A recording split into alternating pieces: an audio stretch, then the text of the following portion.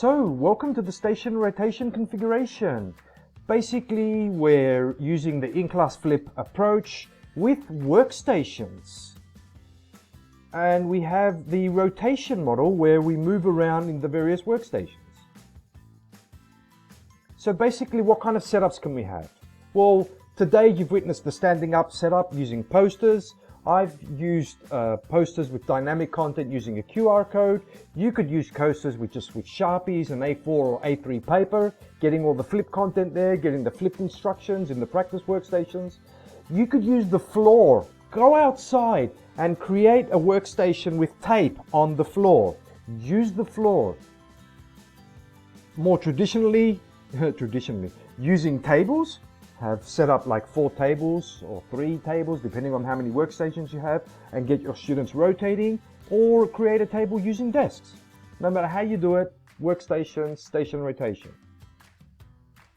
So for us to understand the station rotation configuration and the various types of configurations that it does have, we have to understand the types of stations we can use in this configuration. I hope that's not too confusing. Basically, one of the first workstations is the flip station. This is where we give the flipped content to be studied in class by your students, like what you're doing now using our poster, yeah? So, what are the advantages of using the flip station in in-class flip? Well, basically, I'm here with you and you're looking at the content. So please, if you have any questions, just turn around and ask me. I'm here, I'm around, I'm guiding you guys. Obviously, it doesn't have to be a video. We could have just used the course book, some reading material, maybe some flashcards, some other digital material, and so on and so forth. So, what other types of workstations? You'll see in a minute, practice stations, many practice stations. Practice stations could be digital instructions. They could be just pieces of paper. We could just use the practice station, maybe do a couple of activities in the course book. Basically, your practice stations should follow Bloom's taxonomy from lower order to higher order thinking skills as they're moving along. You could get them to create maybe Mussini's Village role play. You could give them instructions to use Costantina's STEAM activity. There are many types of practice stations. Play games. So we also have an independent station. After the flipped content or the flipped workstation, they move on to practice stations.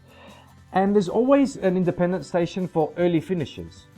Independent workstations are normally content that students already know, so they're basically revising. They could be fun or they could be tedious. Maybe some independent reading, maybe some blog posting, maybe some activities like Kahoots or something like that. Make sure there's an independent station, and make sure your students know if they finish early, they'll have to go work on their own on the independent station. So maybe, I'm just saying, just maybe, that if they know that there's an independent station, they might hang around at the practice stations and help their peers and go in deeper into the practice stations and move out and go quickly to the independent station where more work is awaiting. Whoa.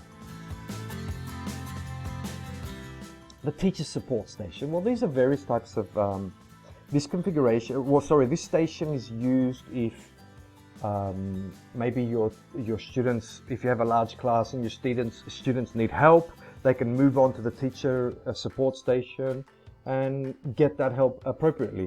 I tend not to use the teacher support station or I say that I'm a mobile teacher support station. So if you need anything, just put your hand up, give me a shout, and I'm there guiding you in a flash. Okay, so the peer instruction station. Based on Eric Mazur's notion of peer instruction, getting students to talk to each other and discuss their learning and teach each other is something that is really valuable.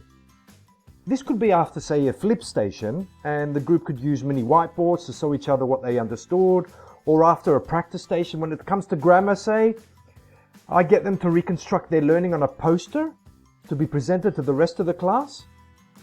And this is very valuable. This is a very valuable station because, as Eric Mazur has said, learning is a social experience. And is there a better way to learn languages than from your peers as a social interaction? Food for thought. Here we have the feedback workstation, and this is where I prefer to have feedback on student learning, what they've actually learned, maybe formative assessment, summative assessment. I also want feedback on the actual flipped lesson, if they enjoyed it, if they liked it, what could I improve. And sometimes I have peer feedback where each of them discuss their learning, and I get students to comment using a routine on how and the what of their learning.